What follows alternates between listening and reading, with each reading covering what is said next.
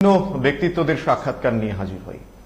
আজকেও আমরা রাজ্যের কারোর সঙ্গে নই, একেবারে রাজ্য থেকে সুদূর দূরে পশ্চিমবঙ্গের বিজেপি সভাপতি দিলীপ ঘোষ আমাদের সঙ্গে এই মুহূর্তে রয়েছেন।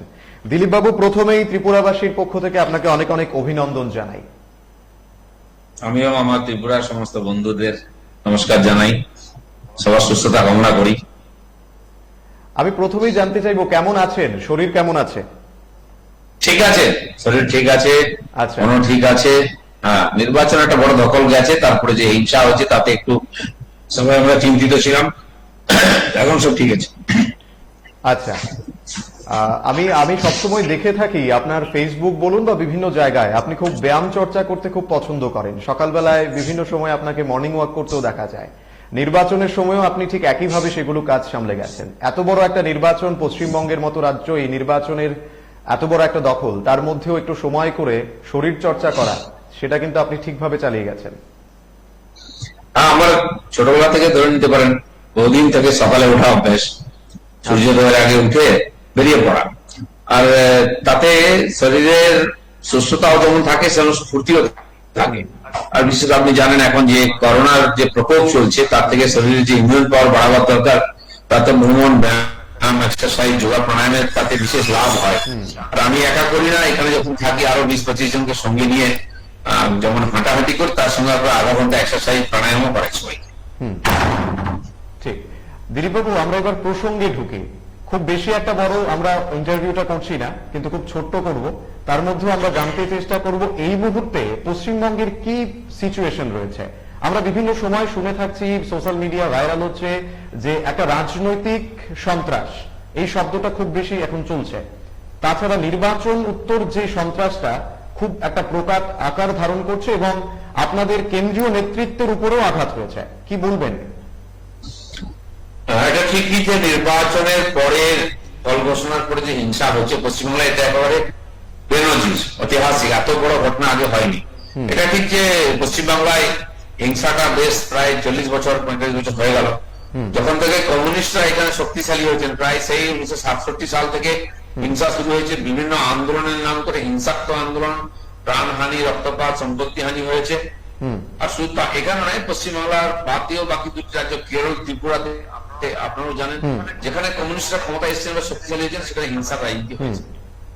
আজ পশ্চিমবাংলায় কমিউনিস্টরা প্রায় শেষ, এবারে একটা বিধানসভাও পাননি তারা। তার সত্ত্বে সেই যে হিংসার বীজ যারা করতেছিলেন, তার ফল তাদেরকেও ভোগ করতে হচ্ছে, আজকে সমাজকেও ভোগ করতে হচ্ছে।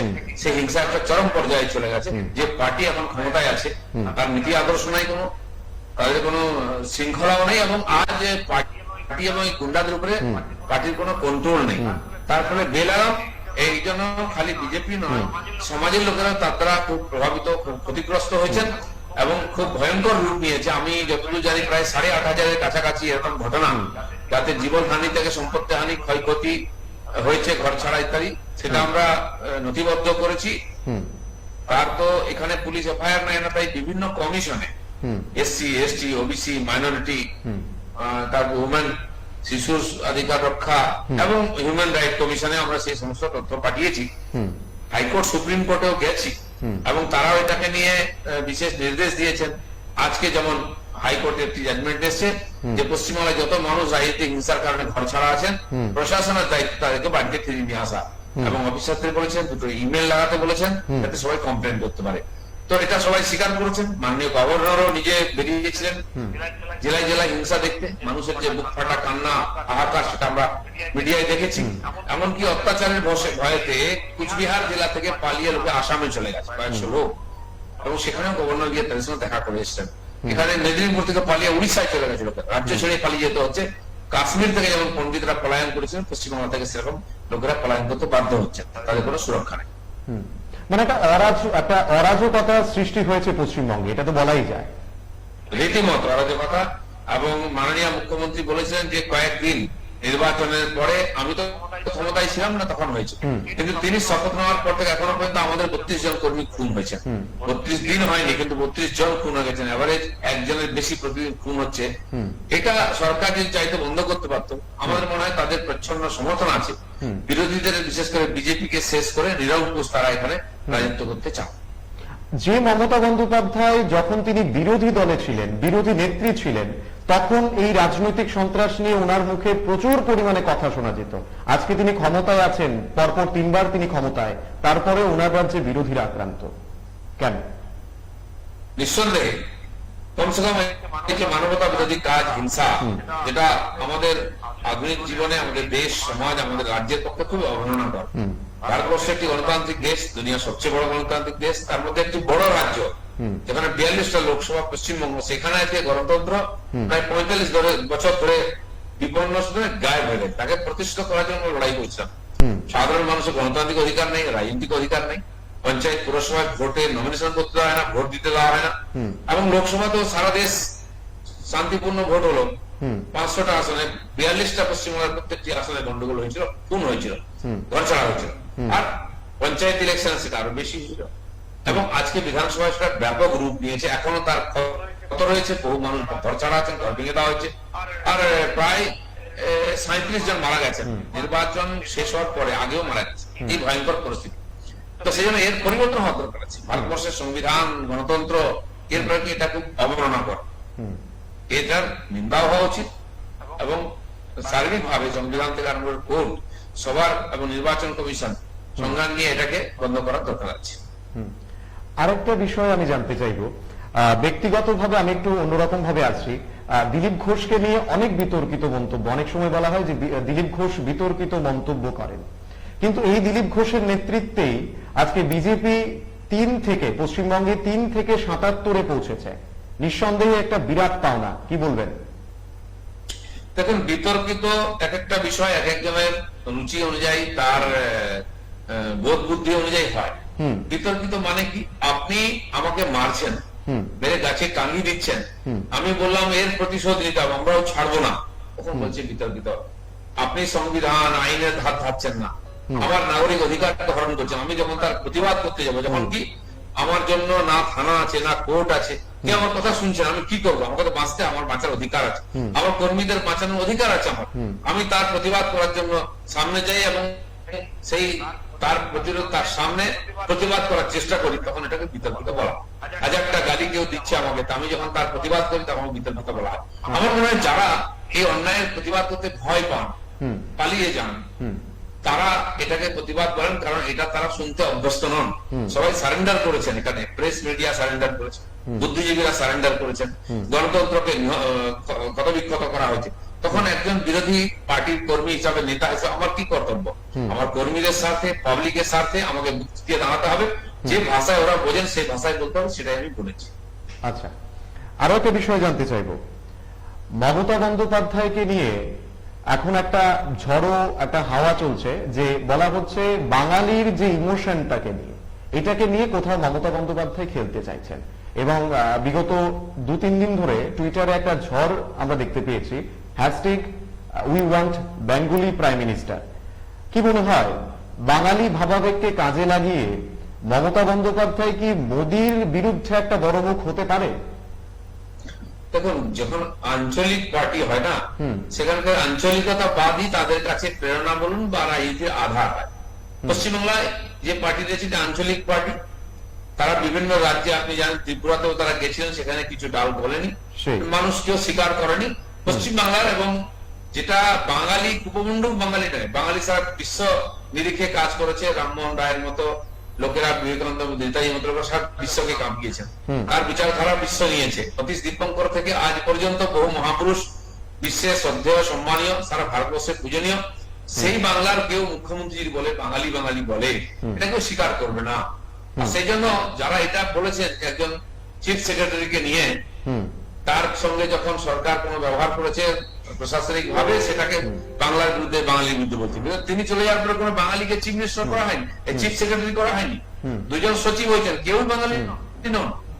বাংলায় IAS IPS বাঙালি খুঁজতে হয়, কতজন আছেন এতজনের মধ্যে, আর বাঙালি তৈরি হচ্ছে না, সেটার দিকে লক্ষ্য নাই।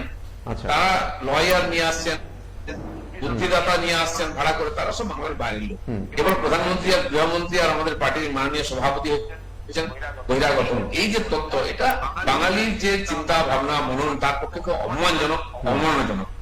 সেই জন্য, আর যখন যারা বলছেন যে প্রধানমন্ত্রী দেখছেন বাঙালি, আমার তো ভালো লাগবে কোনো বাঙালি হলে।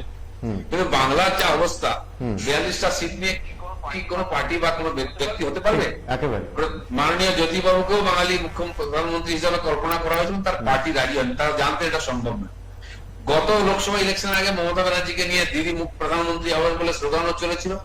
দিদি তো 42টা ছেড়ে দিন, 42 জিততে চেয়েছিলেন, 34 থেকে 22-এ নামিয়ে দিয়েছিলাম। আচ্ছা। সেই জন্য কল্পনা করুন, আমার মনে হয় এর পিছনে একটা সূক্ষ্ম খেলা আছে। দিদিকে দিল্লি পাঠিয়ে দিদির গদিতে কারো নজর আছে, আচ্ছা। আর সেই দিক দিয়ে দেখে রাজনীতি করা হচ্ছে। আর আরো একটা বিষয় জানতে চাইবো, এই আপনাদের যে এই ফলাফলটা বেরোলো, এবং আমি বলতে পারি এই পশ্চিমবঙ্গ বিধানসভা নির্বাচনের পাশাপাশি আরো 4টে রাজ্যের নির্বাচন অনুষ্ঠিত হয়েছে। যেদিন ফলাফল ঘোষণা হচ্ছিল, অন্য 4টি রাজ্যের চাইতেও পশ্চিমবঙ্গের দিকে গোটা দেশবাসী তাকিয়েছিল, এবং পশ্চিমবঙ্গের রাজনীতির উপরই নির্ভর করছিল যে 2024-এর গোটা দেশের নির্বাচনের, লোকসভা নির্বাচনের বিষয়টি। সেই জায়গায় দাঁড়িয়ে আমরা যখন দেখলাম পশ্চিমবঙ্গে বিজেপির একটা বিশাল প্রচার করা হয়েছে, দিল্লি থেকে প্রচুর তাবড় তাবড় নেতারা এসছেন পশ্চিমবঙ্গে, কিন্তু সেই জায়গাতেও খোদ প্রধানমন্ত্রী 20টির উপর সভা করেছেন। সেই জায়গায়ও বিজেপি মানে এই যে মানে 2 অঙ্কের সংখ্যাটা পার করতে পারলো না, সেটা কেন? কোথায় কি কোনো খামতি ছিল মনে হয় দিলীপ বাবু?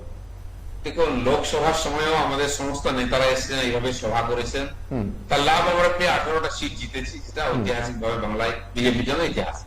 এবারেও সারা দেশ চাইছিল, বাংলার মানুষ চাইছিলেন পরিবর্তন হোক, গণতন্ত্র ফিরে আসুক, হিংসা বন্ধ হোক, দুর্নীতি বন্ধ হোক, দুর্নীতিমুক্ত শাসন হোক। সেই জন্য আমরা লড়াই করেছিলাম। আমাদের কাছে বিশেষভাবে শ্যামাপ্রসাদের জন্মস্থান, তিনি জনসংঘের জন্মস্থান, আর এই বাংলার জনক শ্যামাপ্রসাদ, তাকে আমাদের শ্রদ্ধাঞ্জলি দেওয়ার ছিল, আর সেজন্য কাজও করেছিলাম, আমরা লড়াইও করেছিলাম, এবং বাংলা সারা ভারতকে নেতৃত্ব করেছে সাংস্কৃতিক ভাবে, সামাজিক ভাবে, কলা সাহিত্যে, অর্থনীতিতে। যেন বাংলার আজকে প্রগতি রুদ্ধ হয়ে গেছে, সেটাকে এগিয়ে নিয়ে যাওয়ার জন্য আমরাও লড়াই করেছিলাম। আমাদের দায়িত্ব, বাংলা অসুরক্ষিত বর্ডার স্টেট হিসাবে, তাহলে দেশ অসুরক্ষিত, এখান থেকে উগ্রপন্থীকে সারা দেশে দাবিয়ে বেড়াচ্ছে, এবং তার পরিবর্তন হওয়ার দরকার ছিল। লোকে ভেবেছিলেন এটা হলে হয়ে যাবে, সেটা হয়নি।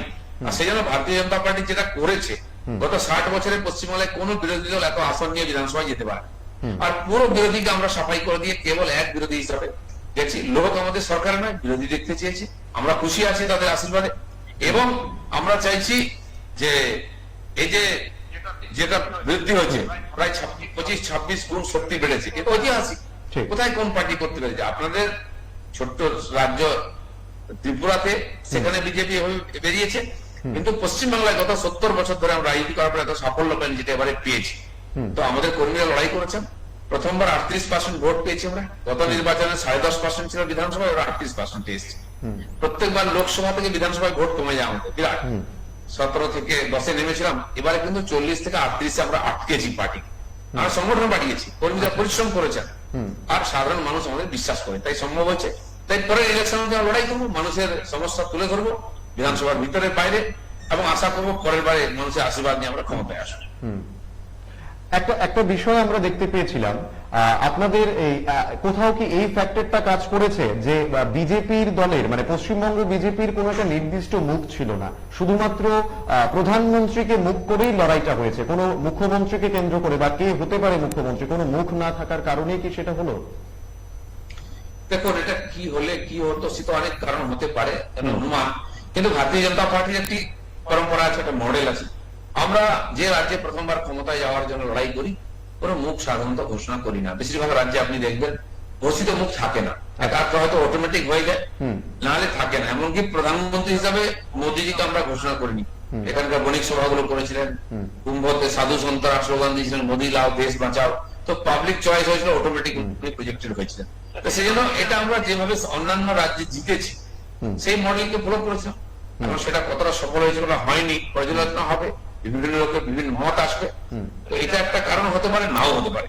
সেজন্য এটা অনুমান মাত্র, আমার মনে হয় না যেটা পুরো ঠিক।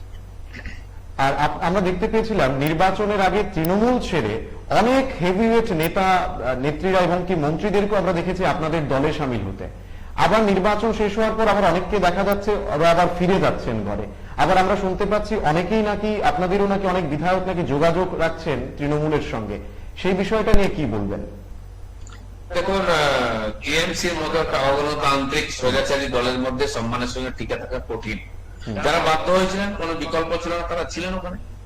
আর যে ভারতীয় জনতা পার্টি শক্তিশালী হয়েছে এবং একটা পারসেপশন তৈরি হয়েছিল বিজেপি জিতবে, ক্ষমতায় আসবে, তাই বহু লোক এসেছে, এমএলএ এমপি নেতৃত্ব, অনেক লোক, অনেকে এসেছিলেন টিকিট নিয়ে, হয়তো এখানে জিতে আবার ক্ষমতায় থাকবে, পার্টি তার সঙ্গে থাকবেন। আমরা সবাইকে টিকিট দিইনি বা দিতে পারিনি, যারা পেয়েছেন তারা জিততে পারেননি। তো সেই জন্য যখন মোহভঙ্গ হয়েছে, অনেকে ভাবছেন যে তো এটাও হলো না, ওটাও হলো না, যে ক্ষমতায় পার্টি আছে সেখানে ফিরে যাওয়া ভালো। প্লাস বিজেপিতে থাকার জন্য অত্যাচার সহ্য করতে হচ্ছে, কেস খেতে হচ্ছে, সেখান থেকে বাঁচার জন্য হয়তো কেউ কেউ ভাবছেন। হাজার হাজার লোক জয়েন করেছেন, লক্ষ লক্ষ লোক এসেছেন, 2-4 জন লোক যেতে পারেন, এটা অতি সামান্য বিষয়, ব্যতিক্রম মাত্র। আর ভারতীয় জনতা পার্টি থেকে না কোনো এমপি, না কোনো এমএলএ পঞ্চায়েত পর্যন্ত কোথাও যাবে না। বিজেপির সে শক্ত বাঁধন আছে, আন্তরিকতা আছে, আমাদের পার্টি নয়, এটা একটা পরিবার, এখানে গণতন্ত্র আছে, সম্মান আছে, অধিকার আছে, সেটা কেউ ছেড়ে যাবে না। পার্টির বিরুদ্ধে একটা এরকম পারসেপশন তৈরি করে মনোবল নষ্ট করার চেষ্টা করা হচ্ছে। আমি একদম শেষ দিকে রয়েছে, আরো একটা বিষয় জানতে চাইবো, আগামী দিনে এই যে মমতা বন্দ্যোপাধ্যায়ের যে আমরা দেখতে পাচ্ছিলাম এবং আপনাদের তরফ থেকে যে অভিযোগটা করা হচ্ছে যে প্রচুর পরিমাণে রাজনৈতিক সন্ত্রাস, রাজনৈতিক খুন হচ্ছে পশ্চিমবঙ্গে, সেই জায়গায় দাঁড়িয়ে বিজেপি কতটা ভিত শক্ত রাখতে পারবে এবং আগামী দিনে আপনাদের লড়াইটা কি হবে? দেখুন, আমরা লড়াই করেই এত এগিয়েছি। এখন পর্যন্ত 167 জন খুন হয়েছেন গত 5-6 বছর, যখন থেকে আমরা সংগ্রাম শুরু করেছি। গত পঞ্চায়েত নির্বাচন 18 সালেও আপনি জানেন যে 34%-এর বেশি সিটে নমিনেশন করতে হয়, নমিনেশন করলে প্রচার করতে হয়নি, ভোট দিতে হয়নি। তারপরেও আমরা প্রায় 15,000 নমিনেশন করে 7,000 প্রায় জিতেছিলাম। আর জেতা সিটকে জোর করে লিখিয়ে নেওয়া হচ্ছে টিএমসি জিতেছে, যে অফিসার এবং তার কানে বন্দুক চেটিয়ে করা হচ্ছে, মেরে বার করে দেওয়া হচ্ছে আমাদের লোকেদেরকে। এবং তারপরেও যারা জিতেছিলেন পঞ্চায়েতে ত্রিস্তরে, এরকম 2100 প্রার্থী ব্যক্তি, যারা প্রতিনিধি 2100, তাদেরকে বাড়ি ছাড়া হতে হয়েছিল, গ্রাম ছাড়া, শহর ছাড়া, জেলা ছাড়া, রাজ্য ছাড়া। এই 4টি রাজ্যে, আসাম, উড়িষ্যা, বাংলা, বিহার, ঝাড়খণ্ডে তাদেরকে আমাদের 1-1.5 মাস 2 মাস লুকিয়ে রাখতে হয়েছে। মহিলারা, গর্ভবতী মহিলারা কিন্তু বাড়ি থাকতে পারেনি, বাড়ি ভেঙে দেওয়া হয়েছে, পালাতে হয়েছে। জেতার পরে সে হিংসা আমরা দেখেছি, সেটাকে পার করে এসেছি, তার বিরুদ্ধে লড়াই করে 18টা আসন জিতেছি লোকসভায়। আর সেজন্য কর্মীরা অভ্যস্ত আছেন। কিন্তু যে ধরনের লাগাম ছাড়া হিংসা হচ্ছে, সর্বস্ব লুটিয়ে নেওয়া হচ্ছে, বাড়িঘর ভাঙা হচ্ছে, হাত পা ভাঙা হচ্ছে, তাতে একটুখানি আমাদের কর্মীরা ভয় পেয়েছেন, সরে গেছেন। কিন্তু আবার তারা লড়াই করবেন, বিরোধী শূন্য লড়াই বাংলায় আর হবে না, বিরোধীরাই আগামীতে সরকারে আসবে। আমরা দেখতে পেয়েছি আপনারা রাষ্ট্রপতি শাসনের কথাও বলেছেন, সেই জায়গায় দাঁড়িয়ে রাজ্যপালকে আমরা দেখতে পেয়েছি, রাজ্যপালের বিরুদ্ধে একটা অভিযোগ উঠছিল, রাজ্যপাল নাকি শুধুমাত্র বিজেপির হয়ে কাজ করছে। আপনি কি সেটা মানেন, বা কোনো একটা রাজ্যের রাজ্যপাল কি কোনো একটা দলের হয়ে কাজ করতে পারে? একটা রাজ্যে গণতন্ত্রহীন অরাজক অবস্থা চললে রাজ্যপালের কিছু দায়িত্ব থাকে, তিনি সাংবিধানিক প্রধান। এই যে সন্ত্রাস শুরু হওয়ার পরে 3-4 দিন পরে আমি গেছিলাম ওনার সঙ্গে দেখা করতে মেয়রনন্দ, তখন 350 মতো ঘটনা আমাদের সামনে এসেছিল, সেগুলো লিখিত দিয়ে আমি ওনাকে বলেছিলাম, পুলিশ আমাদের কথা শুনছে না, সরকার কিছু করছে না, আপনি একজন সাংবিধানিক প্রধান হিসাবে কিছু করুন, মানুষের আশা আছে। তখন তিনি জেলায় জেলায় প্রবাসে গেছিলেন। সরকার থেকে, এই রাজনৈতিক পার্টি থেকে টিএমসি তার বিরোধিতা করা হয়েছে, অসম্মান করা হয়েছে, তার সম্বন্ধে খারাপ ভাষা ব্যবহার করা হয়েছে। কিন্তু তিনি বেরিয়েছিলেন বলে মানুষ সাহস পেয়েছিল এবং বাস্তব লোকে চোখে দেখতে পেয়েছিল। গভর্নর যেটা করছেন, সংবিধান রীতিনীতি মেনে, কেউ বলতে পারছেন এই সংবিধানের বিরুদ্ধে গেছেন, কোথায় অন্যায় করেছেন। হ্যাঁ, উনি যাওয়ার ফলে এই সরকারের স্বৈরাচারী রূপটা ভেসে উঠেছে, সন্ত্রাসের রূপটা লোকে দেখতে পেয়েছে। এর আগে যখন সিপিএম সরকার ছিল, তখন মিস্টার গান্ধী রাজ্যপাল ছিলেন, তিনি যখন এই ধরনের সন্ত্রাসের বিরুদ্ধে গেছিলেন নন্দীগ্রাম ইত্যাদিতে, তখন তাকে মমতা ব্যানার্জি বলেছিলেন আপনি যান, চলুন। মমতা তার প্রশংসা করেছিলেন, সিপিএম তার বিরোধিতা করেছে। যে স্বৈরাচারী ক্ষমতায় থাকে শাসক, তার যদি বিরোধিতা কেউ করে, তার যদি আসল সত্য বা তার স্বৈরাচারী ক্রিয়াকলাপ তুলে ধরে, তার বিরুদ্ধে তারা গরম হবেই, তার বিরোধিতা করবেই। আজ এই সরকার সেটাই করছে, গভর্নরকে হলির পাঠা করছে, তার সম্বন্ধে খারাপ শব্দ বলছে, তাকে কালো ঝান্ডা দেখানো হচ্ছে, তার গাড়ি আটকানো হচ্ছে। এটা সাংবিধানিক ব্যবস্থায়, গণতান্ত্রিক ব্যবস্থায় চলতে পারে না। এই একটি স্বৈরাচারী দল টিএমসি, সেটা সমস্ত সিস্টেমকে বাদ দিয়ে এই ধরনের কাজ করছে। দিলীপবাবু, আরো একটা বিষয় আমি যেটা জানতে চাইবো, যে আমরা দেখতে পাচ্ছি বর্তমান একটা সিচুয়েশন হয়েছে, যেটা আমরা দেখতে পাচ্ছি ত্রিপুরার ক্ষেত্রেও এবার মমতা বন্দ্যোপাধ্যায় জয়লাভের পর মমতা বন্দ্যোপাধ্যায়ের দলেরই একজন ফেসবুক লাইভে এসে বলছেন যে পরবর্তী টার্গেট ত্রিপুরা। কিন্তু ত্রিপুরাতে আমরা এখন পর্যন্ত যেই সম্ভাবনা দেখতে পাচ্ছি, তৃণমূলের কোনো সম্ভাবনা নেই, কারণ বিজেপির মধ্যে যে এখন শক্তিটা রয়েছে, নিঃসন্দেহে বলা যায় রাজনৈতিক শক্তিতে বিজেপি অনেকটা স্ট্রং। সেই জায়গায় মমতা বন্দ্যোপাধ্যায় কিসের ভিত্তিতে ত্রিপুরার দিকে চাইছে, যেখানে আমরা দেখতে পেলাম মমতা বন্দ্যোপাধ্যায় নিজে যেখান থেকে দাঁড়িয়েছেন সেখানেও তিনি হেরেছেন? এখন তো সত্যি হতে কোনো চান্স নেই, শক্তিশালী বিজেপি ওখানে ক্ষমতায় আছে। আসাম আর ত্রিপুরায় বহু বাঙালি আছেন, তাই তোমরা গেছিলেন অনেক আশা নিয়ে, তার পার্টির লোকেরা সব আমাদের পার্টিতে জয়েন করে গেছিলেন ত্রিপুরা। আসামেও তাই হয়েছে, এবং তাদের এমন দুরবস্থা হচ্ছে নির্দল প্রার্থীর চেয়েও কম ভোট পেয়েছেন গত ইলেকশন। আসামেও তাই হয়েছে। তো তারা সিএ এর জন্য ওখানে গেছিলেন বাঙালি সেন্টিমেন্ট তুলতে, লোক স্বীকার করেনি, ফিরে এসেছেন। তো সেই জন্য কল্পনা করতে আপত্তি নেই, কিন্তু আমি বলছি যতই 214টা সিট জিতুন পশ্চিমবাংলায়, 5 বছরের মধ্যে তাদের আমরা নাস্তানাবুদ করবো। ত্রিপুরা আসাম ছেড়ে দিন, পশ্চিমবাংলা বাঁচিয়ে রাখলে যথেষ্ট হবে। আচ্ছা, আরেকটা বিষয়, মমতা বন্দ্যোপাধ্যায় প্রতিনিয়ত নির্বাচনের আগে একটা অভিযোগ করতেন বা নির্বাচনের সময় একটা অভিযোগ করতেন যে বিজেপি, ইডি বলুন, সিবিআই বলুন, এই সমস্ত সেন্ট্রাল এজেন্সিগুলোকে বিজেপি তার কাজে লাগাচ্ছে, অর্থাৎ প্রধানমন্ত্রী সেটাকে কাজে লাগিয়ে নির্বাচনের হাতিয়ার করতে চাইছেন। কিন্তু আমরা দেখতে পেলাম এবার নির্বাচনের পরেই সিবিআই এর একটা বিরাট হানা, এবং পশ্চিমবঙ্গের 4 জন তাবর তাবর নেতা মন্ত্রীকে তারা গ্রেফতার করেছে। সেই জায়গায় আমরা দেখতে পেলাম এই যে এখন কিন্তু একটা বিষয় স্পষ্ট যে সিবিআই কোনো নির্বাচন বা নির্বাচন পরবর্তী কোনো বিষয় নয়, সিবিআই যখন তাদের কাজ করার সেটা তারা করছে। কি বলবেন? দেখুন, এইসব কথা বলে সিবিআই এর বিরুদ্ধে হাওয়া তুলে আর যারা দোষী তাদেরকে আড়াল করার চেষ্টা মমতা ব্যানার্জি করছেন, চিরদিন করছেন। তার দাগি অফিসারদের বাঁচাবার জন্য তিনি তার বাড়ি থেকে ছুটে গেছেন, ধর্ণা দিয়েছেন আইপিএস দের নিয়ে। তার এই দাগি মন্ত্রীদের নেতাদের বাঁচাবার জন্য তিনি আবার ছোড়াছুড়ি করেছেন, গিয়ে সিবিআই দপ্তরে 6 ঘন্টা ধর্ণা দিয়ে তাকে ধমকে প্রেসার ক্রিয়েট করেছেন। নেতার রাস্তায় নেমেছে, সিবিআই দপ্তর আক্রমণ করা হয়েছে, সেন্ট্রাল ফোর্সকে আক্রমণ করা হয়েছে, গভর্নর হাউসকে ঘেরাও করে সেখানে প্রদর্শন করা হয়েছে। এগুলো হচ্ছে সমস্ত পার্টিটা করাপশনে ডুবে গেছে। সিবিআই যদি সক্রিয় হয় বা ইডি, তাহলে অর্ধেক নেতা মন্ত্রী জেলের ভাত খাবেন, আগেও হয়েছে। তার থেকে বাঁচাবার জন্য এই ধরনের সিন ক্রিয়েট করা হচ্ছে। আমার মনে হয় এই করে বাঁচতে পারবেন না ওনারা, কারণ কি সিবিআই, ইলেকশন কমিশন, সেন্ট্রাল ফোর্সকে টার্গেট করে আর কোন সরকার ভারতবর্ষে চলতে পারে না। আর এই যে নির্বাচন দেখে, এটা 2016 থেকে এই ধরনের ঘটনা ঘটছে। গত ইলেকশনের আগের থেকে যখন সুপ্রিম কোর্ট নির্দেশ দিয়েছেন এই সারদা নারদা কেস নিয়ে, সিবিআই তদন্ত করছে, ইডি তদন্ত করছে, তারা বিভিন্ন রিপোর্ট দিয়েছেন। একদিন তার মধ্যে মাঝে মধ্যে ডাকছিলেন, 5 বছর ধরে বিভিন্ন নেতাকে ডেকেছেন বিভিন্ন পার্টির। আর গত নির্বাচনের আগে গত বছর তাদের রিপোর্ট সাবমিট হয়ে গেছে তদন্তে, স্বাভাবিকভাবে তার উপরে অ্যাক্টিভিটি হবেই। আর সেটা শুরু হয়েছে। তো আড়াল করার জন্য চুরিটাকে, তারা যে চোর, তারা যে দুর্নীতিগ্রস্ত, এটা আড়াল করার জন্যই সিবিআই কে টার্গেট করে লোককে ডাইভার্ট করার চেষ্টা করা হচ্ছে। আমার মনে হয় জিনিসটা এত সহজ হবে। আচ্ছা, শেষ প্রশ্ন করছি দিলীপ বাবু, অনুষ্ঠান শেষ করব, তার আগে একটা শেষ প্রশ্ন। মমতা বন্দ্যোপাধ্যায়ের জন্য একটা ইগল লড়াই ছিল নন্দীগ্রাম, কিন্তু সেই নন্দীগ্রাম এবং আমরা দেখতে পেয়েছি প্রধানমন্ত্রী নরেন্দ্র মোদী একটা সভা মঞ্চ থেকে সরাসরি তিনি বলেছেন যে দিদি আপনি অন্য আরেকটা সিট বা আসন আপনি দেখে নিন যেখান থেকে আপনি জিতবেন, কারণ নন্দীগ্রামে আপনি হারবেন, প্রধানমন্ত্রী বলে দিয়েছিলেন।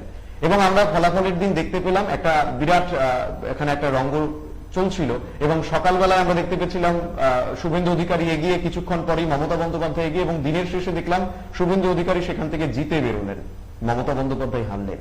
ইগল লড়াইয়ে মুখ্যমন্ত্রী হিসেবে উনি হয়তোবা গোটা রাজ্যে উনার প্রার্থীরা জিতেছেন, কিন্তু ব্যক্তিগতভাবে মমতা বন্দ্যোপাধ্যায় কিন্তু হারলেন। কি বলবেন? দেখুন, প্রধানমন্ত্রী আসল সত্যটা বলেই দিয়েছিলেন, এবং নন্দীগ্রামের মানুষ ওনাকে জেতাবেন আমরা জানতাম। তাই প্রধানমন্ত্রীর উপর খুব রাগ, তাকে যা নয় তাই বলছেন, যা শব্দ মুখে আসছে, কোনো শালীনতা নাই, কোন নীতি নৈতিকতা নাই। এবং তারা যে স্লোগান দিয়েছিল ইলেকশনের আগে, বাংলা নিজের মেয়েকে চায়, নন্দীগ্রাম দেখিয়ে দিচ্ছে বাংলা নিজের মেয়েকে চায় না।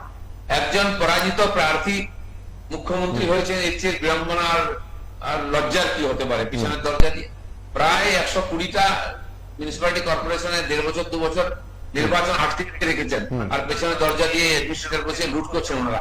এটা এখানকার টিএমসি পার্টির রাজনীতি, সেজন্য অসম্ভব কিছু নাই। প্রধানমন্ত্রী ঠিক বলেছিলেন, তখন হয়তো উনি লজ্জায় অন্য সিটে দাঁড়াননি, দাঁড়াবার সুযোগ ছিল। এখন তাদেরকে দ্বিতীয় সিট বাঁচতে হচ্ছে। আবার ভবানীপুর থেকে সিটিং এমএলএ মন্ত্রীকে রিজাইন করিয়ে নিজের মুখ রক্ষার জন্য চেষ্টা করছেন। দেখা যাক, ময়দানে দেখা হবে। কিন্তু আমরা যেটা বলেছিলাম করেছি, বাংলার মানুষ, নন্দীগ্রামের মানুষ তাকে রিজেক্ট করেছে। ঠিক। আমি আরেকটা বিষয় জানতে চাইবো, আপনি আজকেই একটা সাংবাদিক বৈঠক করেছেন খুব একটা গুরুত্বপূর্ণ বিষয় নিয়ে। আপনি যে অভিযোগটা করেছেন যে করোনা ভ্যাকসিনেশনের জিএসটি প্রসঙ্গে, আপনি বলেছেন যে সব জিনিসের উপরেই জিএসটি বসছে, তাহলে ভ্যাকসিনেশনে কেন নয়? এবং আপনি বলেছেন কেন্দ্র বিনামূল্যে ভ্যাকসিন পাঠাচ্ছে, কিন্তু রাজ্যে সেটা ব্ল্যাক মার্কেটিং হচ্ছে। কি বলবেন? একদম ঠিক, ওষুধের উপরে জিএসটি আছে, তো স্বাভাবিকভাবে কোনো কিছু প্রোডাক্ট হলে সরকার সেটা বিক্রি করবে বা যে করবে সরকার তার উপরে কর নেয়। কারণ কর কত হবে, কি ব্যাপার থাকবে কিনা, প্রথমবার শুরু হয়েছে, সেটা নেগোসিয়েশন করতে পারে কেউ, কথা বলতে পারে কেউ আপিল করতে পারে, সেটা একটা রাস্তা আছে। কিন্তু কেন জিএসটি তো কেউ বলা যায় না। সব জিনিসের জিএসটি আছে, কিনতে গেলে জিএসটি সরকারকে ট্যাক্স দিতে হয়, সরকার সেটাই নিয়েছে, এর কোনো বাইরের ব্যাপার না। কিন্তু এই যে লক্ষ লক্ষ ভ্যাকসিন পাঠাচ্ছে সরকার ফ্রিতে, আমাদের পশ্চিমবঙ্গকে 1,25,00,000 ফ্রিতে ভ্যাকসিন পাঠিয়েছে, তারপর সরকার নিজেরা কিছু কিনছে, তখন প্রশ্ন করছে জিএসটি কেন? ঠিক আছে, এখানে তো ওষুধের উপর থেকে মিষ্টির উপরে সব সবাই বলছেন কেন কাপড়ের উপরে জিএসটি হবে, কেন মিষ্টির উপরে সরিয়ে দিন, সোনার উপরে কেন জিএসটি হবে, সবাই বলছে, সেটা অন্য বিষয়, সবাই নিজের ব্যাপারটা দেখছেন। কিন্তু এই যে ফ্রি ভ্যাকসিন আসছে, সেটা কেন লোককে পয়সা দিয়ে কিনতে হচ্ছে? কেন যথেষ্ট পরিমাণ ভ্যাকসিন দেওয়া হচ্ছে না? মাত্র 70,000-এর মধ্যে সীমিত থাকছে প্রত্যেকদিন ভ্যাকসিন দেওয়া, অথচ ভারতবর্ষের পশ্চিমবাংলায় 10 কোটি লোক ভ্যাকসিন দিতে হবে, কত বছর লাগবে? যা প্রতিদিন ভ্যাকসিন আছে, লাখ 2 লাখ 3 লাখ, সেই ভ্যাকসিন দেওয়া হচ্ছে না, লোককে ভ্যাকসিন পড়ে আছে, 8-10 লাখ ভ্যাকসিন জমা আছে ওয়েস্ট বেঙ্গল গভর্নমেন্টের কাছে। আর পরবর্তীকালে ওরা কিছু কিনে এটাকে ওর সঙ্গে লাগিয়ে নিজেরা দিচ্ছে বলে মমতা ব্যানার্জি ছবি দিয়ে সেই ভ্যাকসিন ডিস্ট্রিবিউট করার কথা হচ্ছে, এবং সেটা কালো মার্কেটে বিক্রি হচ্ছে, ফ্রিটাও প্রায় 300 টাকা দিয়ে নিতে হচ্ছে, এবং প্রাইভেটদের নিলে 950 থেকে 1250 টাকা পর্যন্ত ভ্যাকসিন বিক্রি হচ্ছে।